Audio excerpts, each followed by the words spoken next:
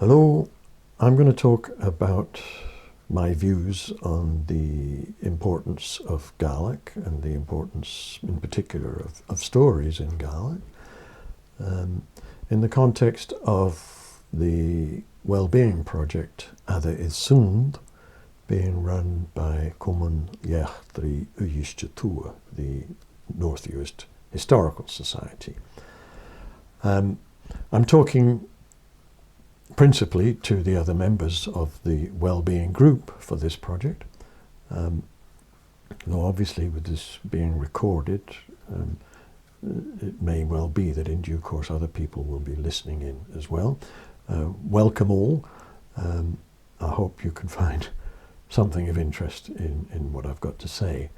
I'm Gordon Wells, the youngest son of Anna Hjónich Gillespie. That's my Slonjug, if you like. Some pictures here, which together with the Slonjug may help to place me within the family and a community context for a North Uist audience in particular. So it's going to be a two-part talk, or a game of two halves, if you like. First part perhaps longer than the second. And the first half I'm going to tell a story, a personal family story, which touches on issues around trauma and ripple effects. And in so doing, perhaps raises as a narrative some questions for thought and reflection, which I'll come on to in the second half, if you like, of this recording. But anyway, first of all, a bit of context.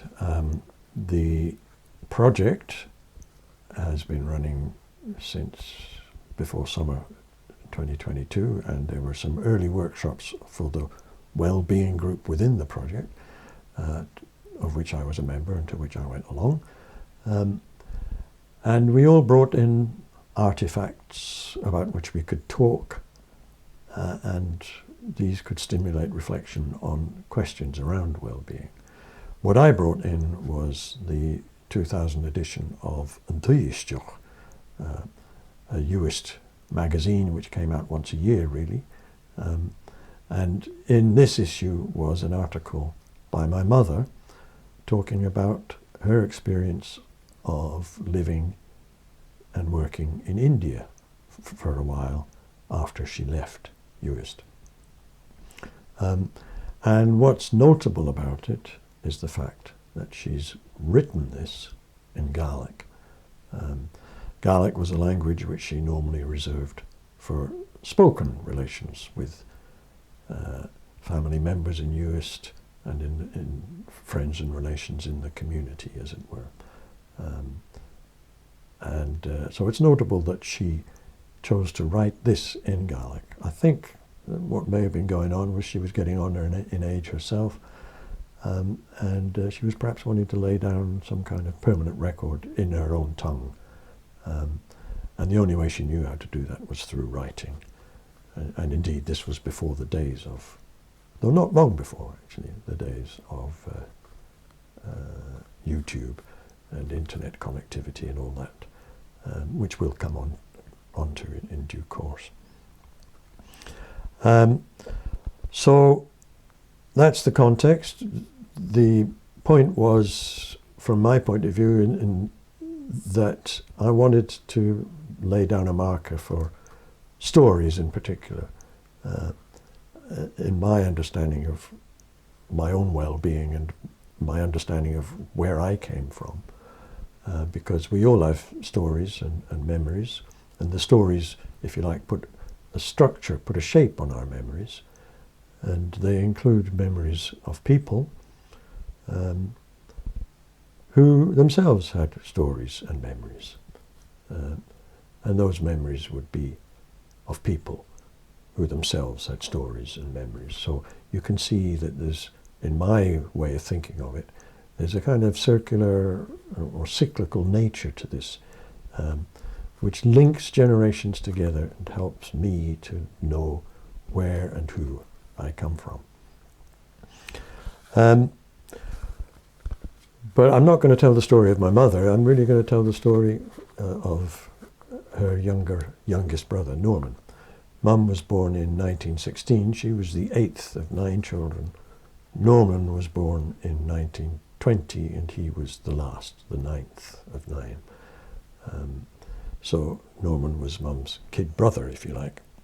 And my brother was going through his attic just recently and came across some of Mum's effects, including this pound note with a note of explanation going with it. And that's really where I'm starting from for the story of Norman. Let me just read out what she wrote. £1 note carried by Norman from the time he left home right through the African and Italian campaigns for 4 years, until he returned August 31st, 1945. He gave it to me shortly after that. I keep it in memory of God's protection of him.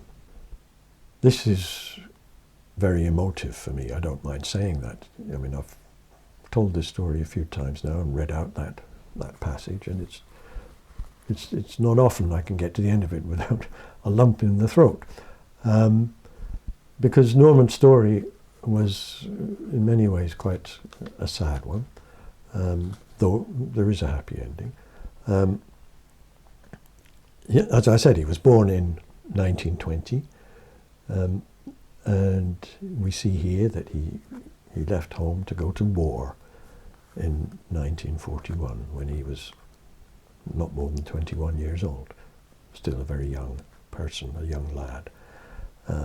He did come through the war safely, as we know, and 4 years later, and he was back in Uist, physically unscathed, as far as we know, but not the same, not in my mother's account anyway. She felt that he wasn't right in his head. He'd obviously suffered harm of some kind, mental harm, some kind of trauma, shell shock perhaps you might call it these days, having seen military service, or PTSD perhaps, post-traumatic stress disorder. And he didn't settle when he came back, and very shortly after that he was away again, and first of all, as far as we know, to Tanganyika, and here's a letter that he wrote back to Mum with a photograph, and you can see the message that he put on the back of the photograph. This is round the back of the house. My days of driving in the Western Desert have come in very useful in Tanganyika, Tanzania. For roads are very bad and often overgrown with long grass. Jack of all trades. Or is it Jack of all traders? I'm not sure. Norman. So that's a nice letter, I guess, for a sister to receive from her brother, in foreign parts, but sounding and looking happy.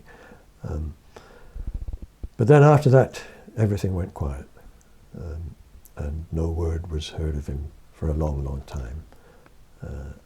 He didn't reply to letters. There was stories to the effect that he'd moved on to Australia, perhaps had joined the Australian Army, perhaps even seen more conflict in Korea, which may have done further harm.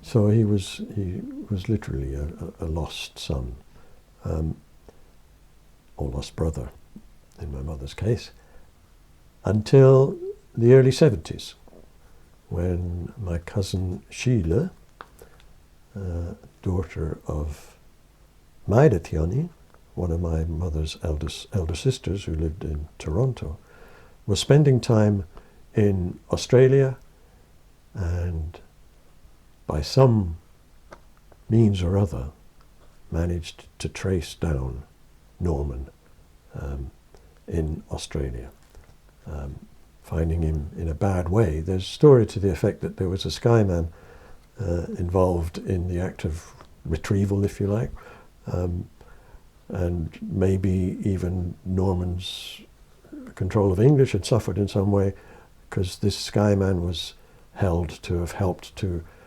re-identify him through his knowledge of Gaelic.